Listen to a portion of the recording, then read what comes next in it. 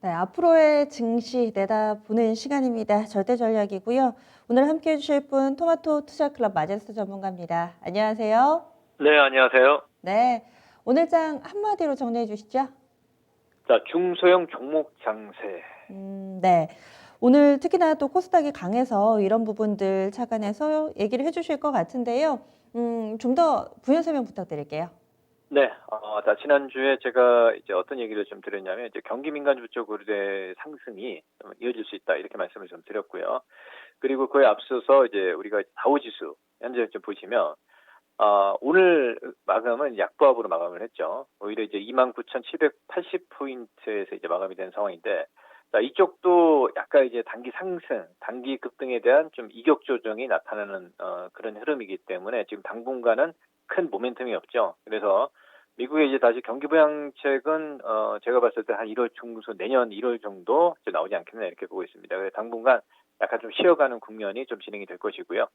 자, 나스닥 시장도 금일 24포인트 약보합으로 마감을 했습니다. 11,899포인트 선에서 마감을 한 상황인데, 자, 이쪽도 이제 정고점을 넘어가기 위해서는 그간 많이 올랐던 이제 테크 기업들 있죠. 기술주 관련 종목군들의 좀 상승이 좀 이어져야 되는데, 당분간은 좀 박스권으로 좀 진행이 되고, 나스닥 시장이 먼저 상승으로 가지 않겠느냐 이렇게 보고 있습니다. 그러면 우리가 이제 국내 시장에서 이제 영향을 좀 미칠 포인트를 좀 보게 되면, 외국인들이 그동안 이제 매수를 많이 했죠. 자, 오늘 원달러 환율을 보게 되면 1,105원으로 이제 강세를 나타내고 있습니다. 하락 구간으로 좀 진행이 되고 있기 때문에, 자, 워낙 강세에도 불구하고 외인들의 이제 매수가 최근에 좀 강하게 좀 유입된 게 좀 의미가 좀 있죠. 즉, 자, 거래소 쪽에서 자, 지난 11월 달이죠. 예. 자, 이 구간에서 이제 한 5조 정도의 이제 순매수가 유입된 모습들이 좀 보였기 때문에, 일단 당분간 외국인들의 포지션은 잠깐 좀 쉬어갈 수 있겠지만, 지금 현 국면에서는 선물의 강한 매수, 지금 많이 매수를 한 상황입니다.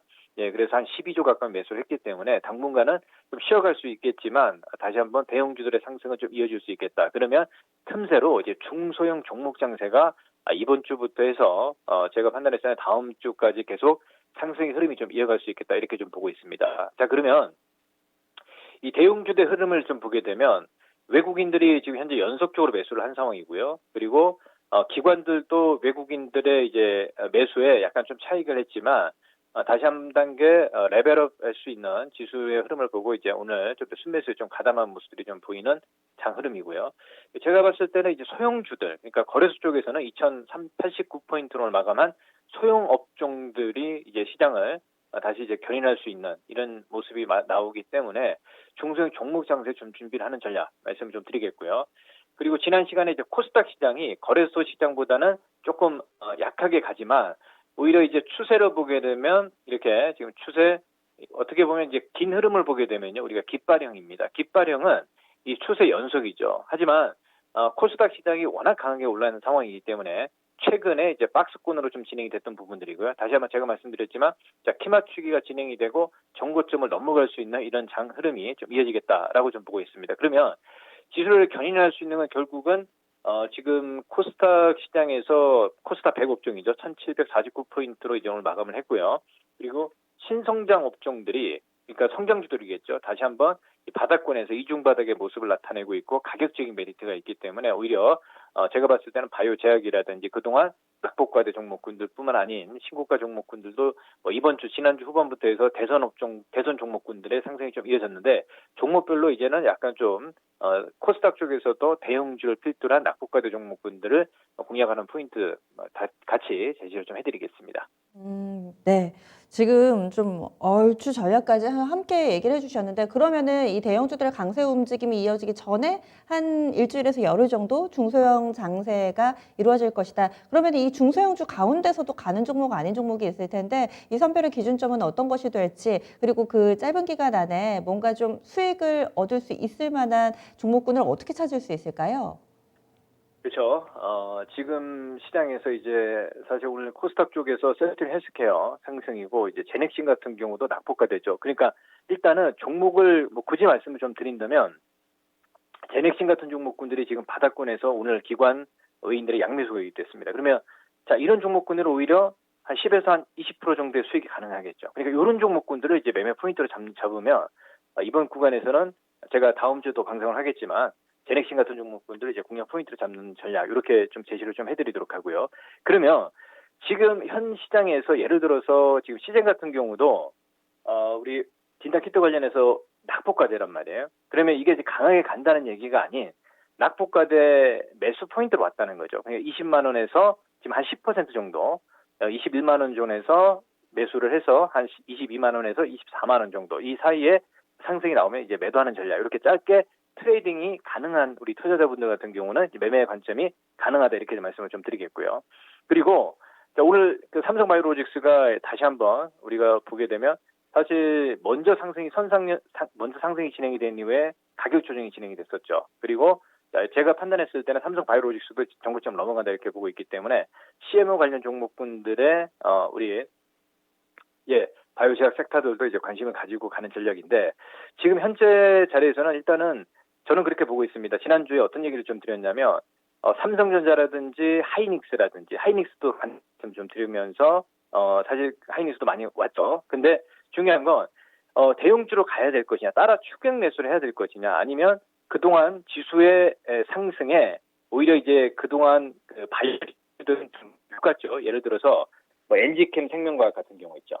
이런 종목군들 같은 경우는 많이 못 갔단 말이에요. 물론 뭐 고점에서 많이 빠졌지만 근데 지금 바닥을 좀 늦게 잡고 있죠. 그래 이런 종목군들도 지금 한 10에서 20% 수익이 나올 수 있다는 거죠. 그러니까 약간 그 코스닥 쪽에서도 이제 대형 섹터들의 이제 포인트. 그러니까 지난주에 우리가 포인트를 좀 보게 되면 빅히트라든지 이런 종목군들이 이번 주에 좀 올라왔단 말이에요. 네, 그렇죠. 그래서 제가 판단했을 때는 눌리면 이런 종목군들을 이제 매수해서 가는 전략. 그러니까 충분히 지금은 안전하게 한 10%에서 20% 이게 종목 업종별로 틀리겠지만 수익이 좀 가능한 자리이기 때문에 불안해하는 타이밍보다도 이 기술적으로 이제 중소형 성장주들 쪽으로 단기적인 매매 관점도 가능하다 보니까 이런 매매를 좀 하는 전략 제시를 좀 해드리겠습니다.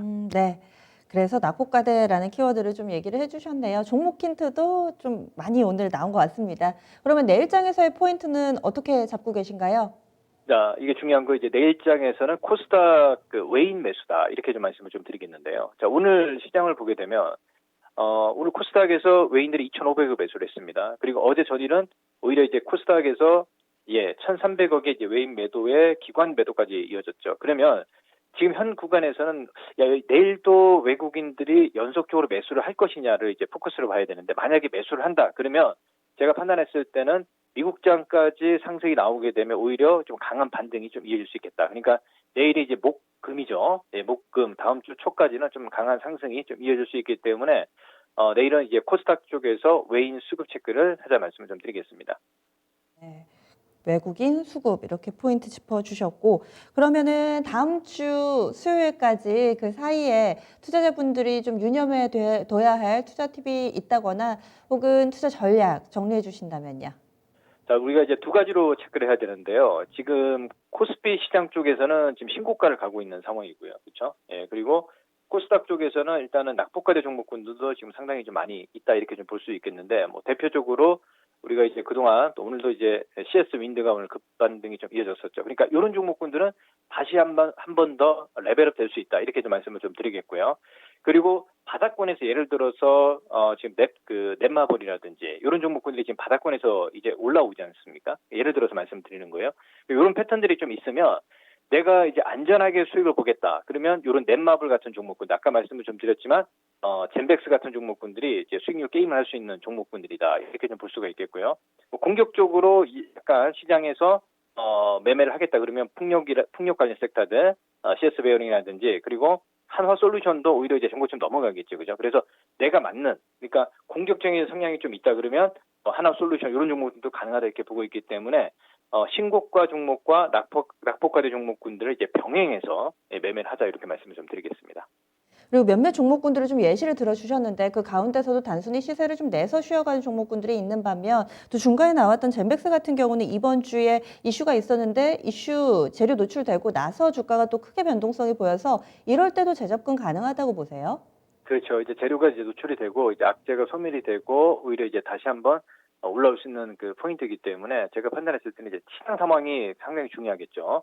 시장 상황이 제가 봤을 때는 이제 꺾이는 구간이 아닌 중소형 종목 장세이고요. 그리고 대형주들은 약간 좀 쉬어가는 국면이기 때문에 충분히 가능하다 이렇게 좀 보고 있습니다. 네, 알겠습니다. 말씀 고맙습니다. 네, 감사합니다. 네. 절대전략 토마토 투자클럽 마제스터 전문가였습니다. 시장의 상승 움직임 물론 좀 더 가겠지만은 한 다음 주 즈음까지는 이 중소형주들이 더 나은 움직임을 나타내주지 않을까라는 곳에 착안해서 마냥 소외됐던 종목군들 말고요. 잘 가다가 약간은 좀 단기에 낙폭이 과대한 종목에서 짧게 한 10% 안팎의 수익을 제고할 수 있는 그런 틈이 있다 설명을 해주시네요. 구체적으로 종목도 많이 나왔습니다. 내일장의 포인트로는 외국인 수급 보고 있습니다. 오늘장에서도 확실히 외국인이 손을 들어준 코스닥 쪽으로 강세 움직임이 뚜렷하게 나타났는데 내일은 외국인이 또 어떻게 대응을 할지 여부 눈여겨보자 이런 이야기들 나왔습니다. 내일장 보실 때 이런 부분까지도 참고해 보시면 좋겠습니다.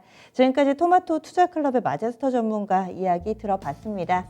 오늘 장도 여러 가지 어려운 상황 속에서도 우리 증시는 상승세를 유지했습니다. 이제 주 후반으로 접어듭니다. 목요일, 금요일 또 요즘에 워낙에 지수도 지수인데 순환매다라는 이야기들을 많이 합니다. 시장에 주도를 해줄 만한 종목군 어떤 게 있을지 내일도 기대 많이 하시면서 저희 토마토TV와 함께 해주시기 바랍니다.